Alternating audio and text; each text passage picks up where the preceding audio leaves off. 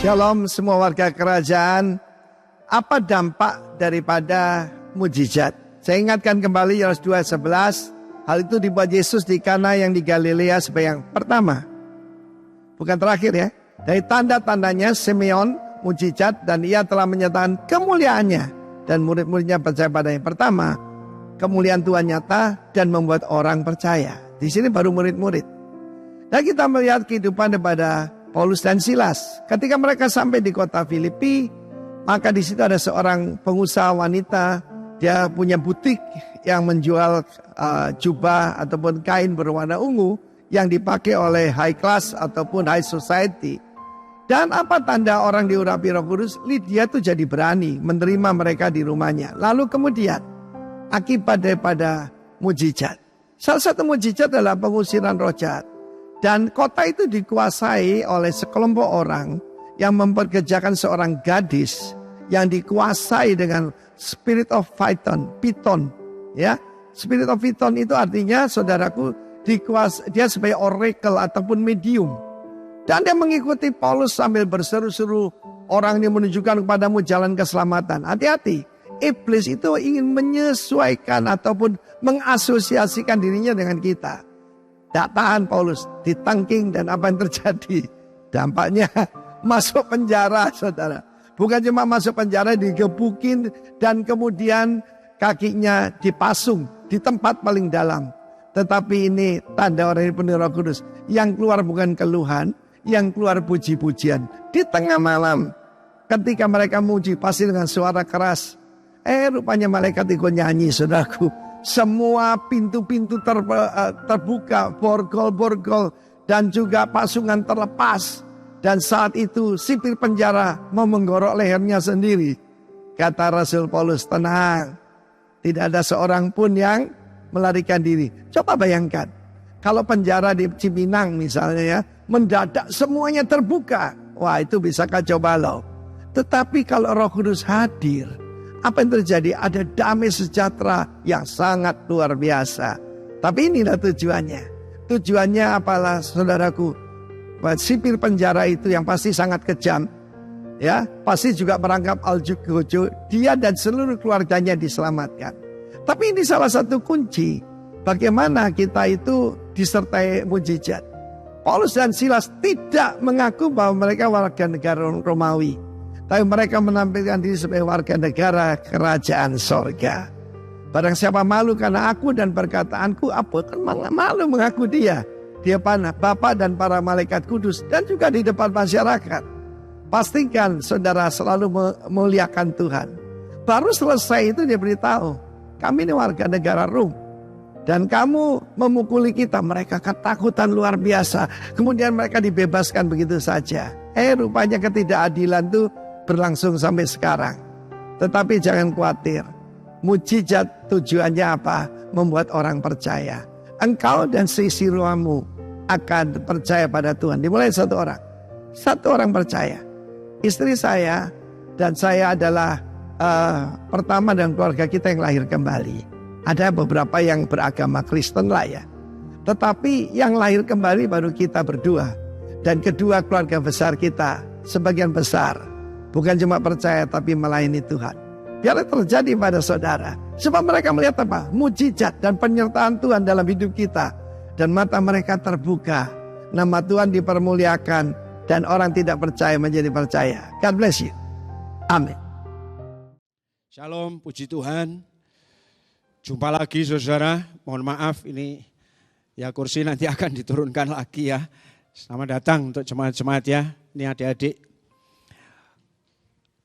Kita akan berkonsentrasi pagi ini, seperti doa yang saya sampaikan tadi, ini buat kita semua yang datang dengan berbagai macam hal. Tema pusat kita, di sini ada kalender kita, ya, The Impact of Power. Tetapi di Impact of Power, Tuhan taruh dua hal penting, yang pada ujungnya nanti adalah, saya akan sampaikan sedikit secara teologi dengan ayat-ayat. Setelah itu saya akan menyampaikan 3 true story. tiga-tiganya kisah nyata, yang dua dialami oleh hamba-hamba Tuhan, dan yang satu dialami oleh penulis firman Tuhan. Di situ nanti kita akan tahu apabila kita mengalami masalah-masalah di dalam hidup kita. Nanti juga ada sedikit yang mau tidak mau, karena medan terberat dari unsur manusia kita itu adalah jiwa.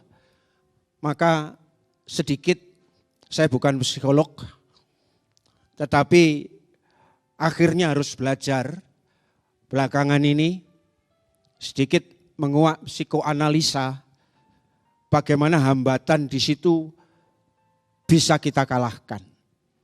Konsentrasikan saudara, doakan saya supaya bisa menyampaikan dengan baik dan saudara terima berkat. Termasuk halo yang saya lihat tadi beberapa saudara yang karena sakit, karena di luar kota, karena izin, ada banyak saudara yang mengikuti di YouTube, saudara pun perhatikan ini.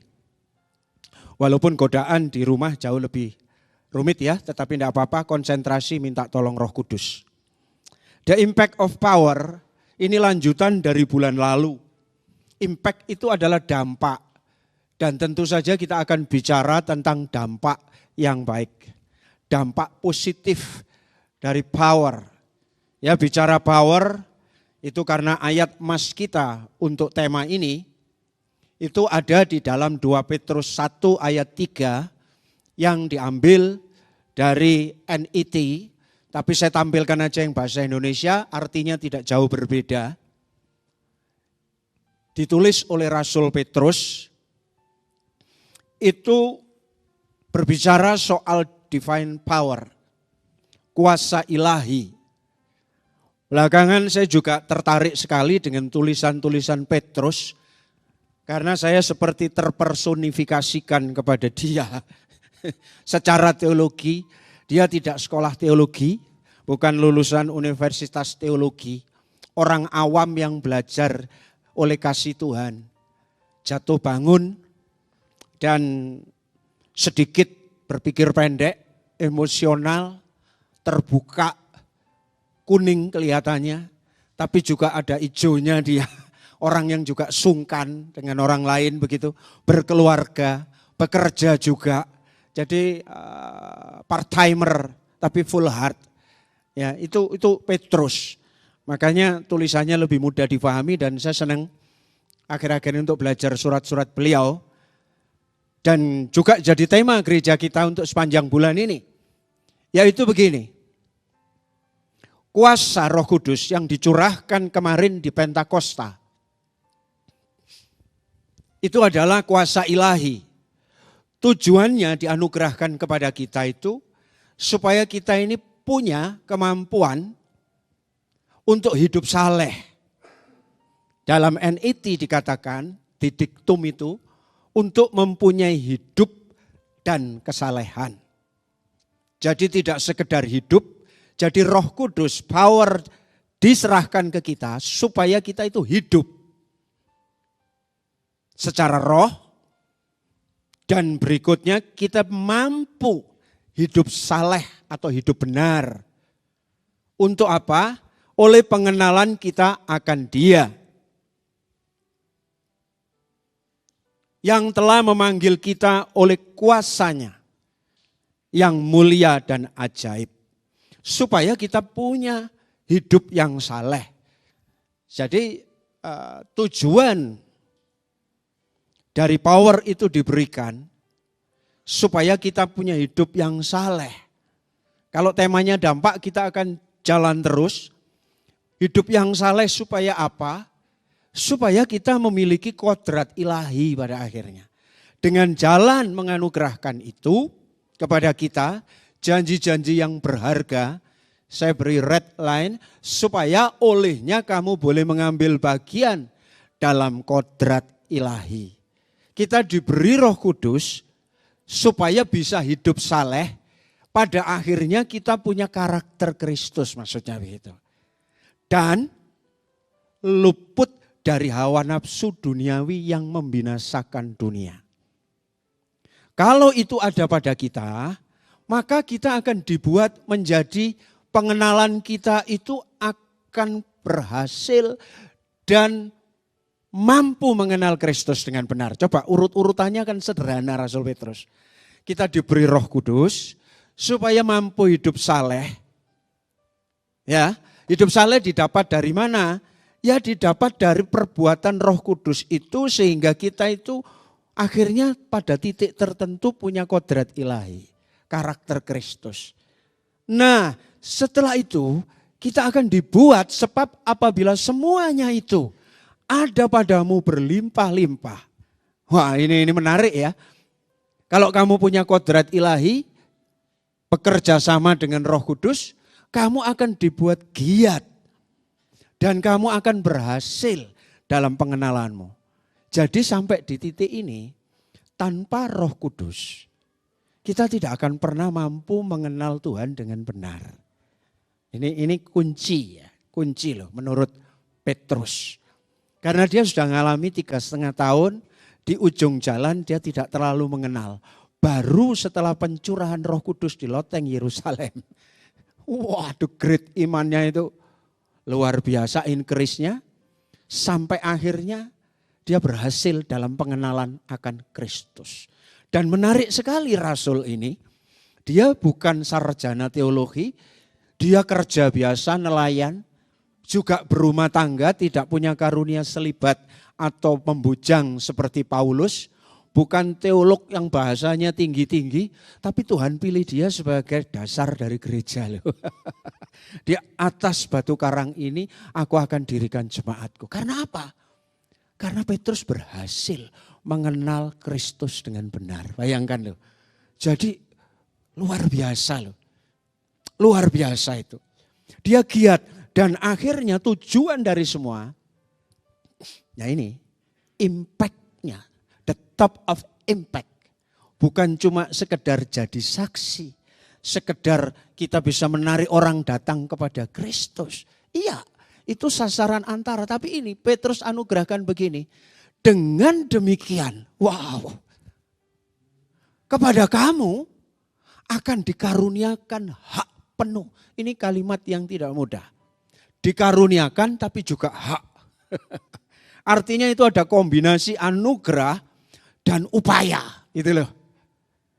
Kalau kamu penuh Roh Kudus, nuruti dia, kamu punya karakter Kristus, kamu giat mengenal dia, dan akhirnya berhasil mengenal Kristus dengan benar, semua penuh dengan kamu, dengan demikian kamu dikaruniakan hak penuh untuk memasuki kerajaan kekal, yaitu kerajaan Tuhan kita, Yesus Kristus. Katakan amin. Ini sebetulnya the top of impact of power.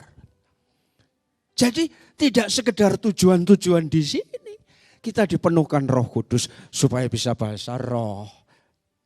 Glosolalia yang ada di loteng Yerusalem itu tidak terjadi lagi karena sekarang sudah banyak tahu Google Translate. Ya kan? Ya kan? Waktu itu kan memang banyak orang-orang asing. Sehingga Petrus itu hanya ngomong, saya yakin dia hanya ngomong bahasa daerah. Ngomong bahasa yang dia mengerti. Tapi orang Partia, orang Media, orang Persia, bahkan orang Mesir ngerti ya Roh Kudus turun di situ. Ya jadi impactnya tidak sekedar itu kemudian 3.000 jiwa dan lain-lain, enggak. Tapi Petrus ini beyond itu semua, dia melompat. Kalau semua itu kamu ikuti, kamu akan dikaruniakan hak penuh masuk kerajaan surga. Wow. Saudara, inilah ayo kita kejar keutamaan ini. Apapun itu Roh Kudus itu sebetulnya mengarrange kita untuk ketujuan ini. Ya, sampai di sini kita sudah sepakat semua. Jadi setiap orang percaya itu akan dibawa ke sini. Lalu timbul pertanyaan, Andreas, apakah di saya ini sudah ada Roh Kudus? Saya setback sedikit, 1-2 menit supaya saudara yakin. Jangan takut, di dalam hidup saudara semua sudah ada Roh Kudus. Ayo kita katakan amin. Kalau ada yang nanya, Andreas, apakah dalam diri saya ini sudah ada Roh Kudus? Oh sudah, Dari mana? Iya. Ketika kita mengaku dengan mulut dan percaya dengan hati kita bahwa Allah telah membangkitkan dia dari antara orang mati, kita diselamatkan. Ketika kita dengan mulut mengaku, yang didorong oleh hati yang percaya, disitulah kita sudah diselamatkan. Masih ragu-ragu? Jangan, karena yang bisa melakukan itu bukan saudara. Karena apa? Roh Kudus di dalam dia juga, karena kamu telah mendengar firman kebenaran, Injil keselamatan di dalam dia. Perhatikan ini, ketika kamu percaya, saya dan saudara percaya kepada Kristus, akhirnya hati kita percaya, mulut kita bisa ngaku Yesus Tuhan.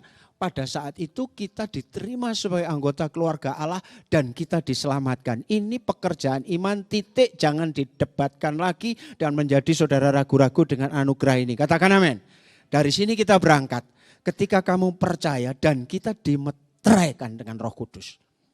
So, di dalam kita sudah ada Roh Kudus. Masalah saudara dapat karunia bahasa lidah atau tidak, jangan membuat saudara ragu. Aku kok gak iso bahasa roh ya. Itu karunia, brother. Ya. Jadi suka-suka Roh Kudus. Tenang aja, tenang aja. Di dalam kita sudah ada Roh Kudus. Katakan amin. Itu meterai. Maka kita masuk dalam tulisan Petrus tadi. Diberi anugerah, diberi power dan tujuannya sama tadi. Nah, ini penting ya. Ini penting. Selanjutnya dimeteraikan, jadi semua kita yang percaya dengan demikian di dalam kita telah dimeterai dengan Roh Kudus. Sampai di sini sebetulnya inti khotbah ini selesai. Dan saudara sedang berjalan terus ke arah itu. Tetapi semua perjalanan iman itu tidak sesederhana ini. Di sini mulai muncul beberapa kerumitan-kerumitan. Paling tidak dalam hidup orang percaya, ketika kita sudah terima Kristus dibaptis, dalam dirinya paling tidak sambil menuju the top of impact itu masuk surga nanti. Paling tidak ada dua kondisi real yang hari-hari ini harus kita akui, ini menjadi pergumulan kita bersama. Dan nanti saya akan sharekan bagaimana kita mengatasinya. Ini nanti cukup vulgar uraiannya.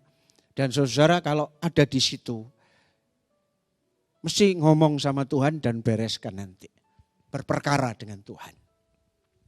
Kondisi yang pertama, dari orang yang sudah di dalamnya dipenuhi Roh Kudus, harus muncul ini. Yang disebut, subtema kecil tadi di judul, yang disebut ada pergumulan hidup yang lama, yang tidak kunjung habis, yang mesti harus kita menangkan. Walaupun kita sudah ada Roh Kudus dan percaya. Efesus, surat kiriman Rasul Paulus bahasa Indonesia sehari-hari. Ingat loh, dahulu kita itu juga hidup menuruti tabiat manusia kita dan melakukan apa yang menyenangkan dan pikiran kita. Ingat, ketika Roh Kudus sudah ada dan jadi percaya, jadi Kristen, ini masih ada. Gitu loh maksudnya, hidup lama. Pada waktu itu kita adalah orang-orang yang kena murka Allah. Ingat, di minggu yang kedua bulan lalu, dalam khotbah purpose, kita itu punya 3 musuh real. Yang 2 dari luar, yang 1 dari dalam. Yang enggak pernah lega, rela kamungguan kalau kita jadi baik dalam Tuhan. Yang pertama itu setan.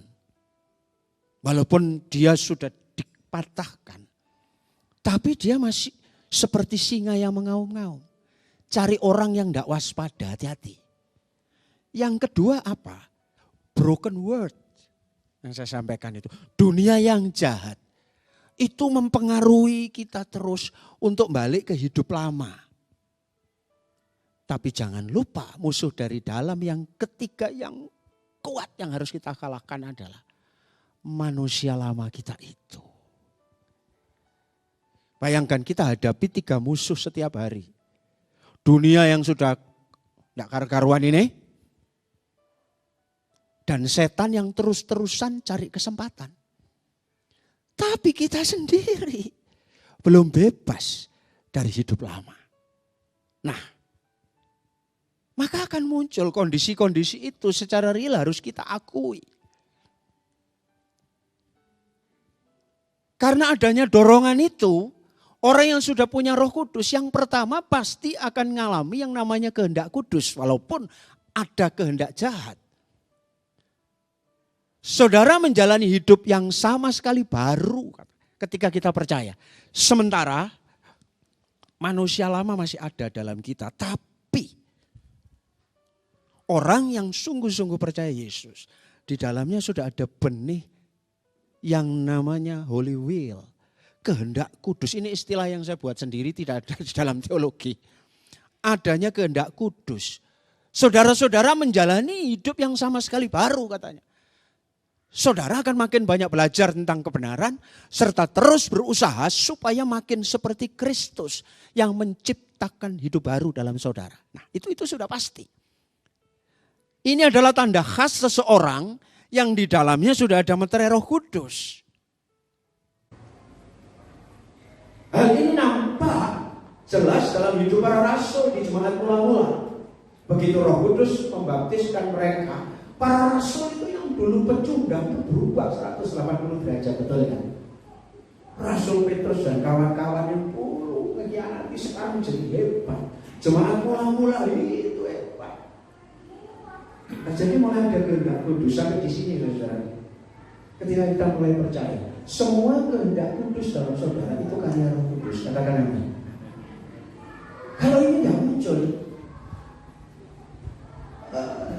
saya agak tega ya balik ke awal. Jangan-jangan kita mengaku percaya itu tidak muncul dari hati kemarin. Dan ini konsekuensinya sangat berat. Kita hanya orang Kristen tapi belum diselamatkan loh. Harus muncul yang namanya kehendak kudus. Contoh saja, masih bisa marah, bisa. Tapi ada keinginan untuk tidak marah terus. Ini harus ada kehendak kudus. Masih kadang-kadang ngerasani gosip dan macam-macam masih waduh los begitu. Tapi pada detik yang sama ada kehendak kudus. Kamu gak pantas lah kalau gosip melulu. Ada kehendak untuk ke gereja. Ada kehendak untuk melayani. Ada dorongan untuk membaca firman. Itu semua kehendak kudus. Pekerjaan Roh Kudus dalam diri kita. Dan itu wajib kita pelihara terus. Supaya makin besar dalam hidup kita. Katakan amin. Kondisi ini pasti ada, saudara. Jemaat mula-mula gaya hidupnya berubah. Seperti yang Rasul Paulus katakan ini. Ya. Demikianlah sepertinya. Saudara-saudara menjalani hidup yang sama sekali baru katanya. Ini penting. Sudahkah kehendak kudus ini muncul dan makin subur dalam hidup kita? Dulu sukar memaafkan orang. Sekarang mulai agak bisa memaafkan. Mulai jingjasi kita salah. Hal-hal baik ini itu adalah pekerjaan Roh Kudus.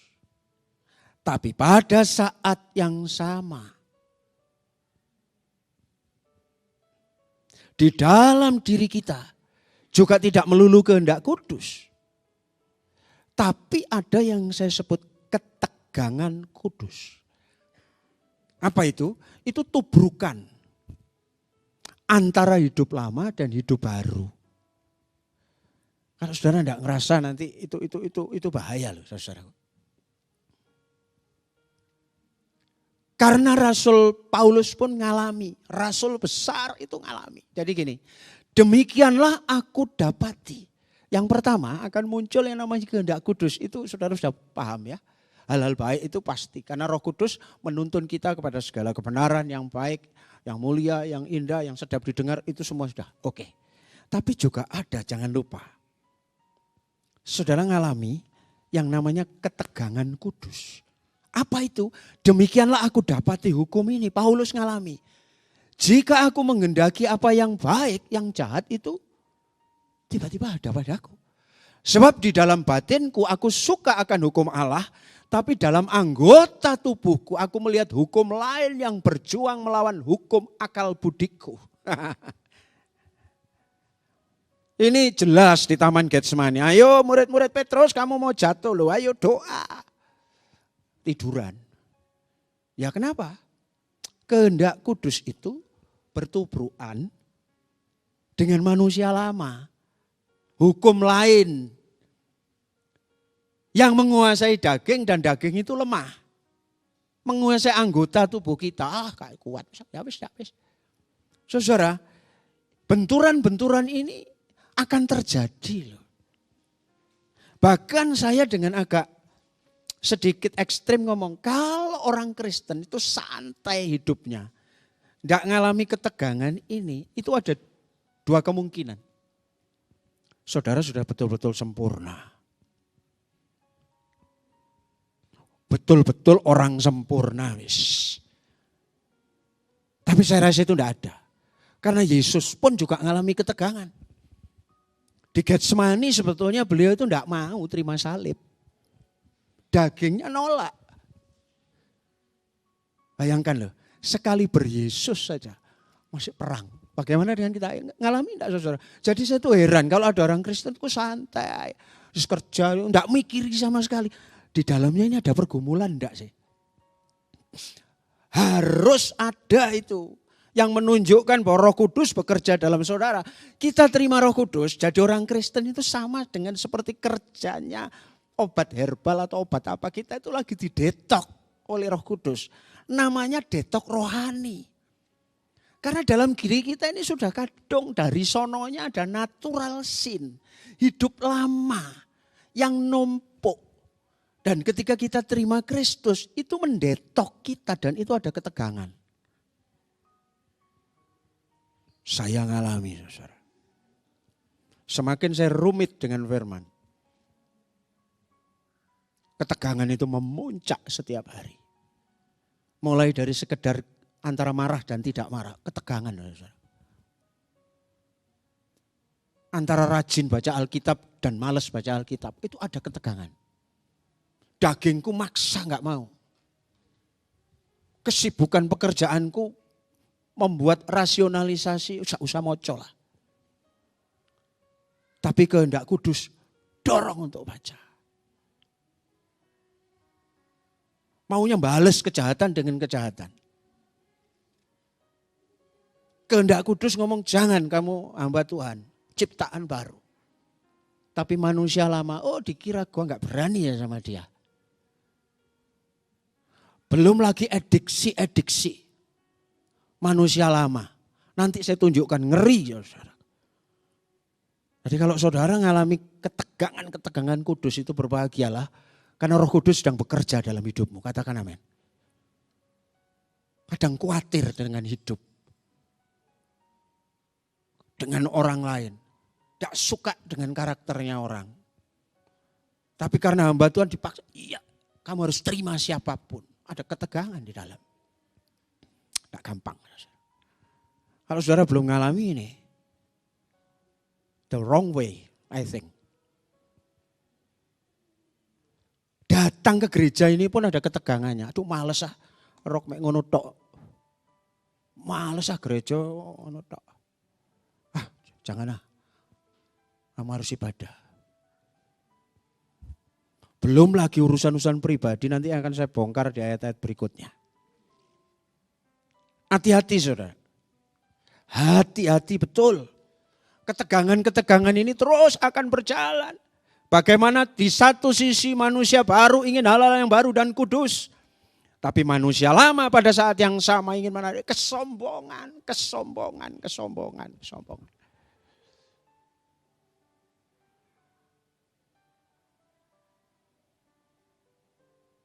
Ingin dihargai. Insecure. Tidak aman dengan ini, dengan itu. Tamak, serakah. Waduh. Yakin itu semua hilang dalam hidup kita. Kebencian, Kita mesti fair. Kekristenan itu berisi rangkaian ketegangan-ketegangan. Dan kita harus pikul. Makanya Tuhan memperlengkapi kita dengan segala sesuatu untuk hidup saleh. Makanya Roh Kudus diberi.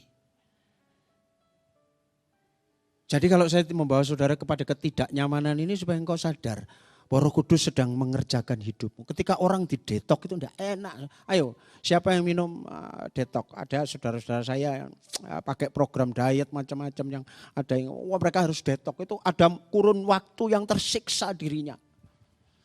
Buang airnya bermasalah, ininya bermasalah. Wah, namanya didetok. Dan kita harus rela itu. Jadi ada ketegangan kudus. Kondisi tersebut tidak dapat dihindari kalau kita mau bertumbuh. Supaya top of impact itu masuk surga itu jadi nyata. Karena nanti ke sana itu benar-benar kudus.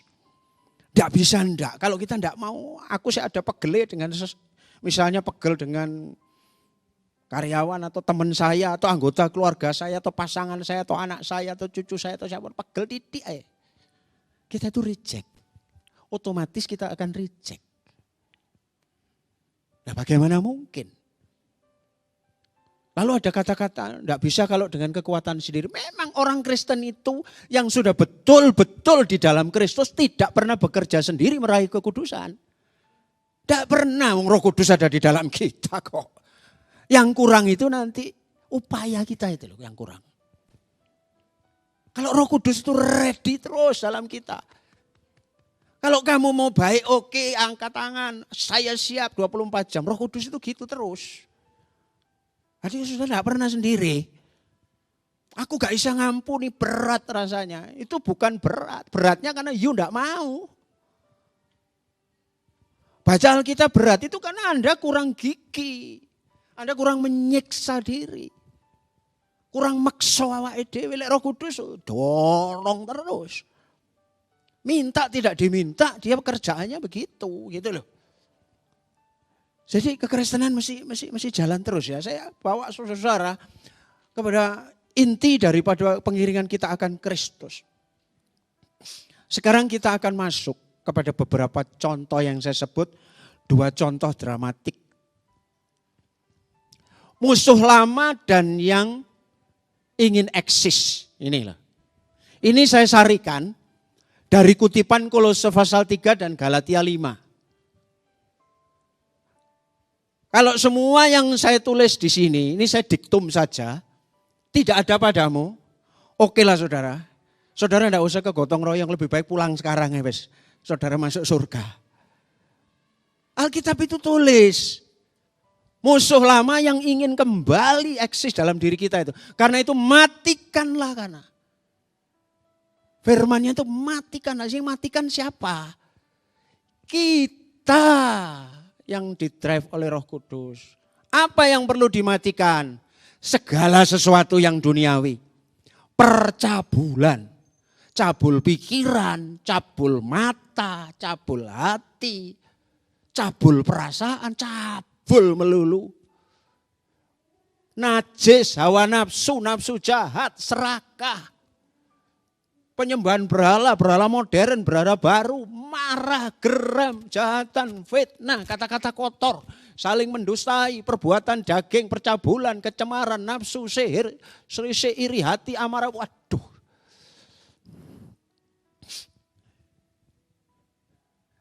Saudara, ini ada enggak dalam diri kita sih? Saya akui sebagai penatua saudara, dalam diri saya masih ada itu. Ayo, keterbukaan itu awal dari sebuah kesembuhan. Saudara. Minimal engkau mesti membuat explain to God. Terangkan kepada Tuhan. Confession. Kita ngomong sama Tuhan. Ngaku. Ini loh Tuhan, cacat celaku. Oh coba simpen, saudara. Gak waras-waras. Ini jadi selumbar. Makanya saya sepakat, gak ada gereja sempurna. Kalau engkau satu saat menemukan gereja sempurna, gara-gara engkau datang, gereja itu jadi rusak, tidak sempurna wis. Loh iya loh. Ngapain bikin masalah di tempat lain? Ayo sama-sama tidak sempurna kita kerja bareng di sini. Supaya kita nanti berhak masuk kerajaan surga. Katakan amin. Penatua saudara ini jatuh bangun setiap hari. Masih aku guyang-guyu gak ketok. Pergumulannya itu berat. Dia itu kepingin balik. Kayak kita selimpe titik itu. Iri hati moro-moro wet gitu. Kesombongan moro-moro wet. Gitu. Ayolah saudara. Orang Kristen itu harus menyadari realita ini. Kalau kita beragama tidak sadar ini koyok-koyok di awan-awan kita saya tuh heran. Mudah-mudahan ada yang dengar ini hamba Tuhan. Khotbah kok liane berkat, keberhasilan, penderitaanmu diangkat oleh Tuhan. Kalau enggak punya duit besok duit, hutang lunas kok ngono wae gitu loh. Lu enggak masuk surga nanti itu. Pasti. Gak bisa. Karena ini sulit, ini enggak cukup hanya dengan khotbah-khotbah motivasi, buang ini. Dedel duel ini setiap hari. Kadang setan cece. Oh, kamu gagal. Oh, kamu gagal. Iso khotbah tapi kamu macam-macam dia.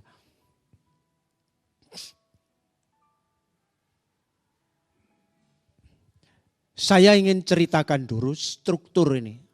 Pikiran manusia menurut Freud. Ya saya nekat juga pada saudara, ini materi yang tidak mudah. Ya. Pikiran manusia itu ada 3 konsep. Yang pertama itu yang disebut conscious mind, pikiran sadar. Di tengah-tengahnya jembatannya itu disebut pre-consciousness, pikiran prasadar. Lalu yang paling dalam, yang deep sekali, itu namanya unconsciousness, pikiran tidak sadar. Sebuah cerita, semua no name. Saya ceritakan ini karena saya dapat dari sebuah seminar yang dilakukan oleh seorang hamba Tuhan, psikolog. Tapi psikolog Kristen yang hebat, yang melayani sudah lebih 40 tahun. Pada suatu hari dalam pelayanannya ada seorang istri hamba Tuhan, istri seorang pengkhotbah yang datang kepada konselor ini. Dia ngomong dan dia cerita sedang memaksa suaminya yang khotbah itu untuk konseling. Loh buat apa kamu memaksa suamimu untuk konseling? Mulailah cerita istrinya. 3 tahun ini sementara suami saya rajin berkhotbah. Dia berzina terus dengan perempuan selain saya. Real ini. Pengkhotbah hebat. Tapi istrinya wadul. Kenapa? Suamiku sudah bisa khotbahnya hebat, full talent, lulusan sekolah Alkitab. Sampai istrinya nanya, bagaimana bisa terjadi? Seorang sarjana teologi sudah khotbah dan terkenal. Dia kok begitu? Apakah kebenaran firman itu tidak mengubah dia? Hati-hati loh saudara. Singkat cerita akhirnya dikonseling. Kesimpulan hasilnya adalah, ya ini masuk ke sini. Ternyata si hamba Tuhan yang sudah khotbah ini, dulunya di masa lalunya, sejak remajanya, dia sudah gemar urusan-urusan percabulan. Nonton gambar porno, masturbasi, imajinasi seksual liar. Itu. Lalu sampai remaja, kaum muda, mahasiswa, dia tahu itu salah. Dia ingin menghilangkannya. Lalu dia mulai masuk ke dalam pelajaran firman. Ingat bahwa kalau firman itu diketahui kebenaran akan memerdekakan. Dia masuk sekolah Alkitab. Terus masuk sekolah Alkitab, lulus dan jadi pendeta dan khotbah. Tapi tidak hilang. Masalahnya di mana itu? Ternyata saudaraku, hal-hal buruk seperti itu perlahan-lahan ketika dalam manusia itu ada namanya defense mechanism. Ada bisa ditekan untuk tidak eksis sementara tapi tidak hilang. Contoh saya sekarang ini khotbah menggunakan yang namanya conscious mind. Full conscious mind. Kesadaran saya penuh. Saya khotbah pakai tripod, pakai. Tapi pikiran prasadar saya Yang ribuan memori itu hilang enggak? Enggak. Contohnya, saya ingat hari ulang tahun saya misalnya. Itu di mana sekarang itu? Di preconscious mind, di pikiran prasadar saya. Itu enggak hilang, cuma tidak saya keluarkan. Sekarang saya full dengan kesadaran. Manusia itu bisa begitu. Menurut konseling itu, hamba Tuhan ini meletakkan itu semua pada pikiran sadar dan dia masih nyimpen itu. Yang sekian lama tidak pernah diakui dengan Tuhan dan tidak pernah diberesi dengan Tuhan. Nah, itulah akibatnya dia terus seperti instingnya ngajak dia misalnya lagi sepi, habis pelayanan, sendiri tinggal di hotel, ketika sepi tidak ada orang, tiba-tiba preconsciousness itu bisa dipanggil lagi. Makanya ini jembatan antara pikiran sadar dan bawah sadar mudah dipanggil lagi, itu disebut available memory. Tiba-tiba keinginan seksual terlarang itu muncul, lalu menuntut untuk dipenuhi. Balik lagi begitu. Betapa bahayanya ya saudara. Muncul itu. Nah, menurut konselingnya seperti itu. Kenapa begitu? Karena tidak pernah dibereskan. Gini loh ya. Pikiran manusia itu ada dua jenis. Pikiran otak, kognitif. Tapi firman Tuhan itu keren.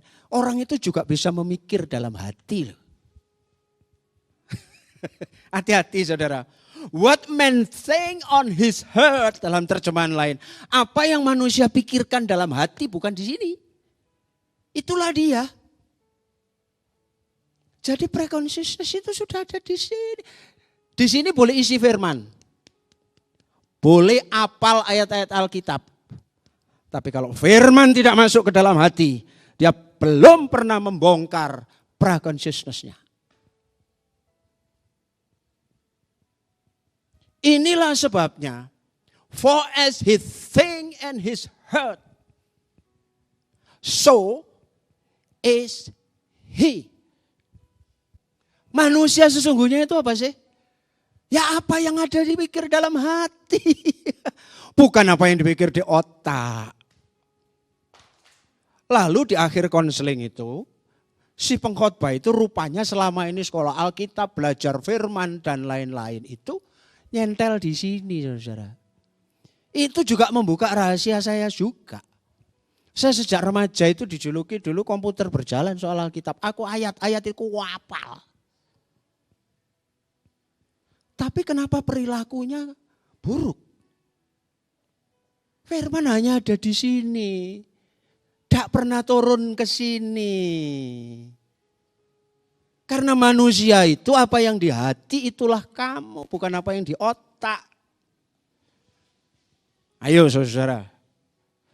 Dan itulah preconsciousness. Angan-angan hati. Kehendak-kehendak kotor itu di sini. Celaka bukan.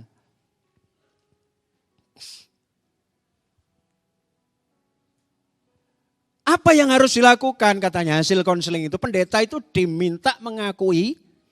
Kemudian belajar lagi firman sungguh-sungguh. Digest firman. Gali firman sampai firman itu masuk ke dalam hati. Karena kalau firman tidak masuk ke dalam hati. Dia tidak bisa membuang hidup lama yang ngendon. Yang selama ini kita repress karena super ego kita. Karena aturan, karena agama itu seperti ditekan. Hal-hal buruk itu hanya ditekan makin dalam, dia masuk di dalam alam kesadaran kita. Tapi muncul di satu ketika ada kesempatan. Maka perlu firman intervensi masuk ke dalam hati. Sebab firman itu hidup dan kuat lebih tajam. Dia harus mampu memisahkan jiwa dan roh. Jadi caranya membuang kebiasaan lama yang sudah menaun. Tidak ada obatnya. Saudara harus tenggelam di dalam firman Tuhan. Masuk dalam hati. Tidak perlu beruberan 5 pasal. 1-2 ayat yang memang betul-betul kuat buat saudara masukkan dalam hati. Hafal, tenggelamkan di dalam your heart dan biarkan dia jadi katalis antara jiwamu yang jahat ini dengan rohmu yang penurut. Tanpa itu, kau tidak akan pernah menghilang. Kau jadi Kristen, iya. Melayani, iya. Tapi bisa double standar. Itu tidak pernah hilang. Ilmu psikologi tidak mampu. Konseling-konseling tidak mampu. Sembunyi-sembunyi. Orang edik itu tidak bisa, saudara. Pikiran kotor, pikiran jahat, pikiran itu sudah masuk. Dan itu available memory. Ketika sedikit nganggur muncul ide kreatif. Oh iya ya, gitu. Jalanin lagi. Saudara harus terbuka dengan Yesus. Katakan, Tuhan, aku punya kelemahan ini. Masuklah dalam hatiku. Operasilah hatiku. Aku mau, Tuhan. Angkat ini dari aku. Kalau saudara masih belum datang kepada hamba Tuhan yang saudara percaya, minta didoakan. Tanpa itu engkau enggak akan selesai. Makanya ini perjinahan dari perjinahan terus, gak waras-waras. Apalagi kayak pornografi itu nyentelnya itu bukan hanya di kognitif loh. Itu bisa tembus masuk ke unconscious mind. Hati-hati. Itu jahatnya setengah mati. Cerita kedua, ada seorang hamba Tuhan. Kalau ini boleh saya sebut nama, karena saudara tinggal ketik, Wiki sudah tulis ini, namanya Pastor Henry Nouwen. Saya suka beliau ininya ya, quote-quote-nya keren-keren. Siapa dia? Dia ini seorang pastor Katolik, tapi orang hebat, 40 judul rohani ditulis, dia ngajar di Yale, di Harvard, di Notre Dame, waduh luar biasa. Karya buku terakhirnya itu Following Jesus, Finding Our Way Home and Age of Anxiety. Jadi dia menulis sebuah buku yang merupakan merupakan perjalanan, menemukan jalan pulang katanya. Di zaman, di masa-masa kecemasan, dia tulis ini. Finding Our Way Home and Age of Anxiety. Jadi dia menemukan jalan pulang. Bagaimana kisah heroik dia terlepas. Nah gini, orang hebat ini ngajar di Harvard itu enggak sembarangan. Tapi saudara tahu, dia punya kecenderungan homoseksual hebat. Sampai pada akhirnya dia desperate dengan itu. Bahaya ini. Orang lain tidak tahu loh.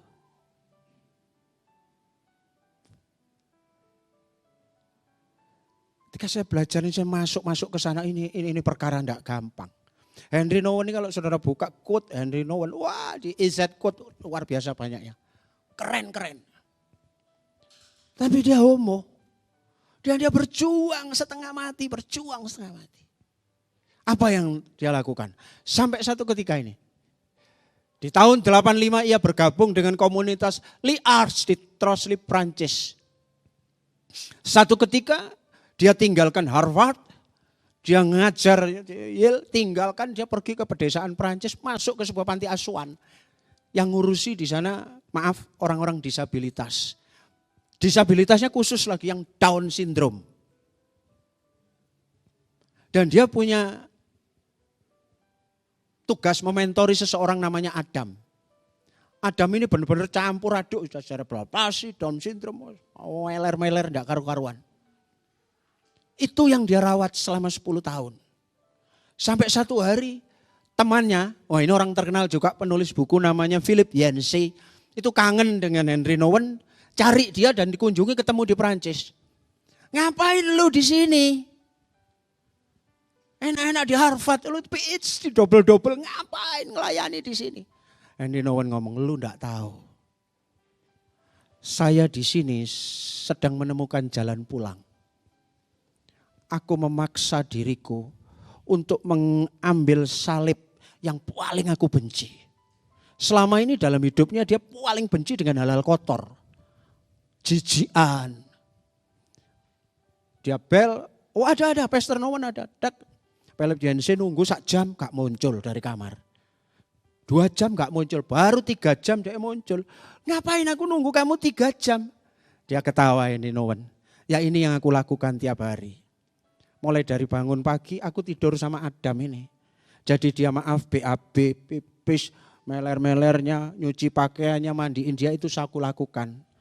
Jadi sejak jam 7 pagi aku butuh paling tidak tiap hari itu 3 jam pagi untuk ngurusi dia. Baru aku bisa nemui kamu. Itu dilakukan 10 tahun lamanya. Dari situ dia baru lepas dari homoseksualnya. Dia menentang benar-benar kedagingannya yang minta dipenuhi itu. Dia lawan terus dengan hal-hal kejijikan yang seperti itu. Dan dia ditinggalkan semua pengajarannya di Harvard. Aku mesti sampai surga katanya. Aku tidak bisa masuk surga secara homoseks begini. Dia berani loh saudara. Hal kedua. Yang pertama tadi kita mesti ngaku ke Tuhan dan minta Tuhan intervensi. Biarlah firman masuk dalam hidup kita. Yang kedua kita harus berani pikul salib. Ini loh. Orang itu kadang tidak berani pikul salib untuk melawan manusia lamanya. Kita harus mempersulit kecenderungan manusia lama. Kalau maunya mata saudara cabul, melulu kepingin pornografi, nggak usah gadget-gadgetan, nggak apa-apa. Aku challenge saudara-saudara. Kalau engkau edik seperti itu, sudah gak HP-HPan yang ada. Boleh pakai HP tapi cukup nomor telepon saja. Nggak usah Instagram, nggak usah TikTok, nggak usah apa-apa. Itu mesum semua kalau saudara tidak hati-hati. Jengkel saya dengan manusia lama. Kalau ke Kristen tidak dibongkar begini kita nggak akan masuk surga saudara. Kau mesti berani lawan dirimu sendiri, persulit dirimu. Kalau engkau matamu masih mata keranjang, jangan pernah kemana-mana sendiri, persulit dirimu.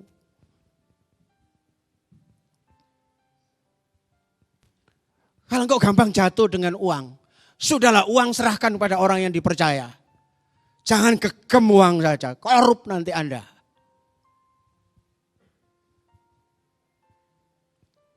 Kalau engkau punya kesulitan dalam mengontrol nafsu makan, ya itu kalungkan pisau pada lehermu.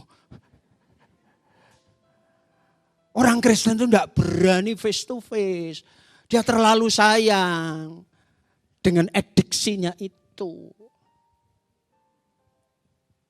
Henry Nouwen menemukan jalan pulang. Karena dia berani bertempur gitu loh. Karena apa? Ini loh. Kata Yesus. Setiap orang yang mau mengikut aku, ya harus mengangkal dirinya. Nah, ini yang kurang dari kekristenan. Sehingga manusia lama itu udah hilang-hilang. Baru ngikut aku. Ya harus menyangkal dirinya. Memikul salibnya setiap hari. Dan mengikut aku. Saya sambung dengan Galatia. Sebab barang siapa menjadi milik Kristus, ia telah menyalibkan daging dengan segala nafsu dan keinginannya. Kalau tidak berani radikal, ngelawan diri sendiri, aduh, saudara nggak bisa loh. Dia nempuh jalan yang paling dia benci, dia tempuh. Baru dia selesai dari homoseksualnya. Ngeri loh saudara ini ya. Kalau tidak ada yang radikal, kalau saudara tidak bisa narkoba kok kecanduan. Sudah ngomong aja ke balai rehabilitasi ke Lido sana loh. Ya saudara terpisah dengan saudaramu.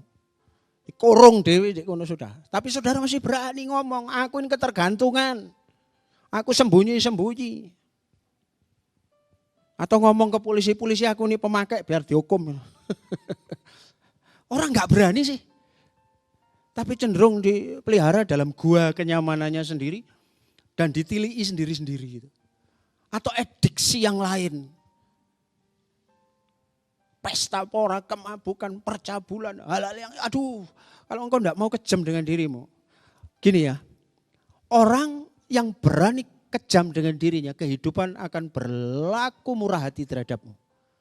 Kalau engkau enggak pernah kejam dengan dirimu sendiri, hidup akan menyusahkan. Apa gunanya kita punya kekayaan? Kalau engkau itu tinggi hati, sombong terus dan sebagainya. Sudah, ngomong, aku mulai hari ini gak branded-branditan. Kalau engkau belum bisa rendah hati gitu loh. Mau pakai Hermes misalnya, kalau tujuan dalam hatimu mau pamer, sudah aku gak Hermes-Hermean, lebih baik ke Mangga 2 yang 100 ribuan, dah selesai. Tapi kalau hatimu sudah clear pakai branded pun kau tidak rasanya mau show off, oke lah itu tandanya Tuhan merestui dan kau layak pakai barang-barang yang kayak gitu loh maksudnya. Daripada engkau tidak masuk surga. Makanya kalau kita lihat orang-orang yang the real famous, orang yang benar-benar rich man, betul-betul sandalan japit, swalanda. Ya sekarang memang betul-betul tidak tertarik dengan kayak. Tapi sing setengah-setengah itu aduh. Pamernya setengah mati. Dan kayak begini ini gak bisa. Dipikir gak reject. Reject di surga. Makanya jadi Kristen tidak gampang. Sulit dan tegang terus setiap hari. Saya punya mobil Jeep hardtop itu loh. Kadang mau make itu maju mundur. Karena beberapa kali itu muncul. Itulah mobil biasa sih. Tapi karena langka begitu loh. Dalam hatiku gini. Ke teman-teman, oh kita pamer nonang konco-koncoku. Konco-konco cek iso ndelok terus wah kok apik. Ketika itu gak tak gawe gitu. Itu perangnya sendiri, tegangnya sendiri, gak ada orang yang tahu. Kalau kau gak selesaikan yang begini-begini saudaraku. Tak peduli pangkatmu loh. Kau gak layak bagi kerajaan surga. Mau melayani gini. Dulu kan ada aturan ini harus doa puasa, sudah gini aja. Aturannya dalam hati. Ketika engkau main itu dalam dirimu ini, aku kepingin didelok, lebih baik ojo main dhisik. Kau putuskan sendiri dalam hatimu sampai clear di depan Tuhan. Itu jahatnya setengah mati. Saudara. Dan iblis mentoleransi yang begitu, dia tutup mata. Karena saudara sendiri yang gak mau keras terhadap dirimu.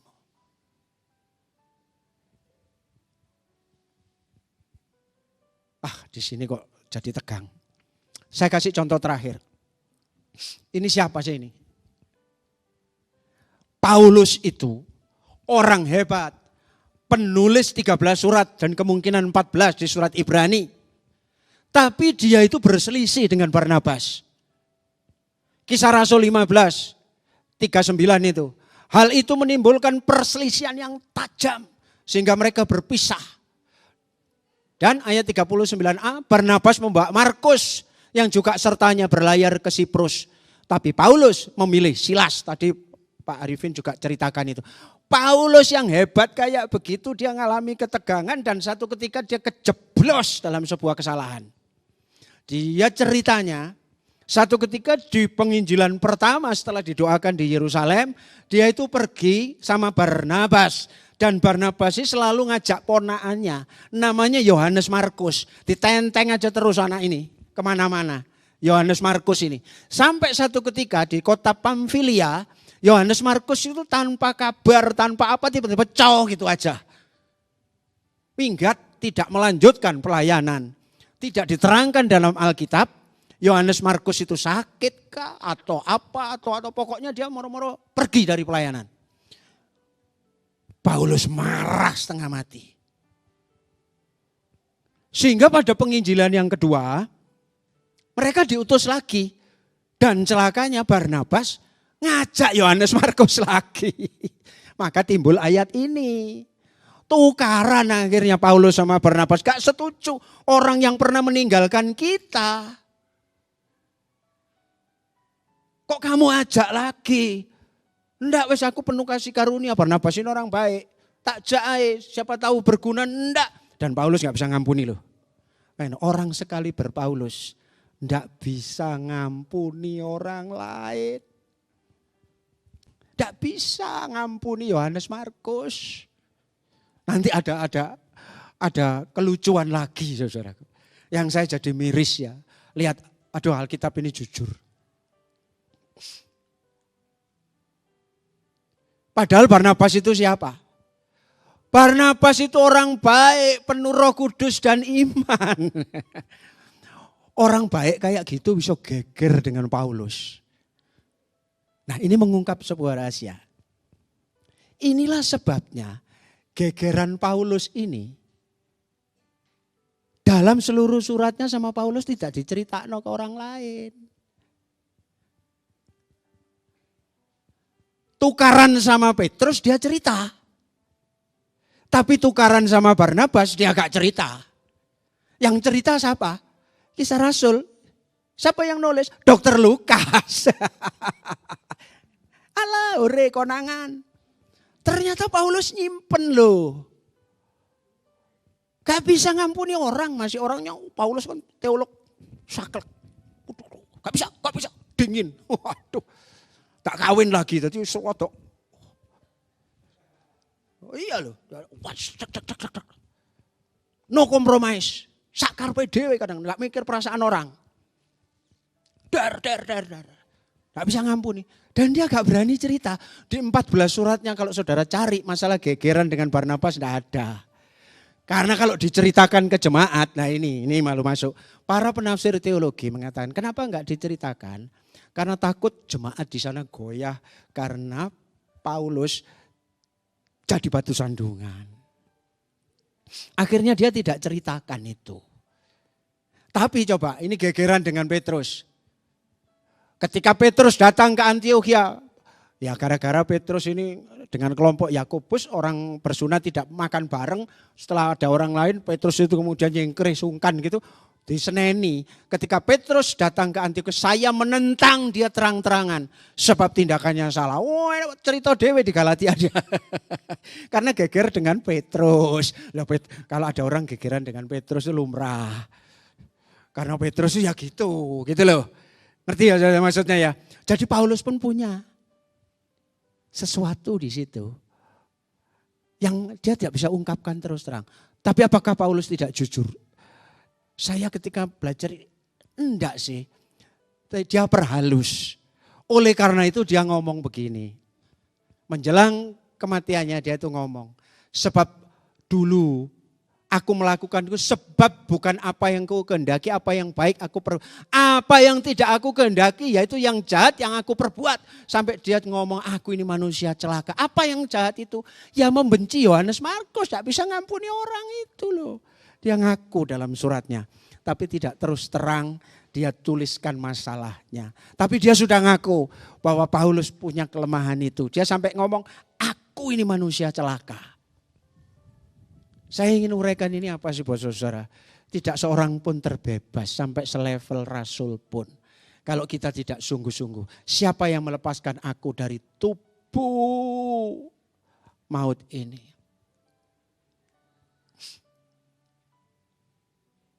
Oleh karena itu pada ujung di Galatia dia ngomong.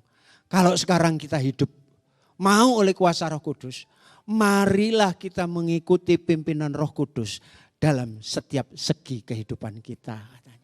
Kuncinya itu begini. Kita mau dipimpin. Saudara unik ya. Renungan hari ini ya.